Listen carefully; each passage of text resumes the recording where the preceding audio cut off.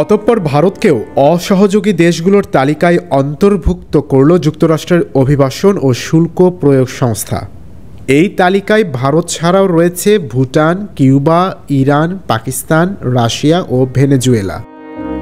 এটি এমন একটি তালিকা যেখানে উল্লেখিত দেশগুলো প্রত্যর্পণ প্রক্রিয়ায় যথাযথ সহযোগিতা করে না বলে মনে করে মার্কিন কর্তৃপক্ষ। আইসিই জানিয়েছে এই দেশগুলো সাক্ষাৎকার গ্রহণ, সময়মতো ভ্রমণ নথি ইস্যু এবং নির্ধারিত ফ্লাইটে তাদের নাগরিকদের ফেরত নিতে প্রয়োজনীয় সহযোগিতা দিতে ব্যর্থ হয়েছে।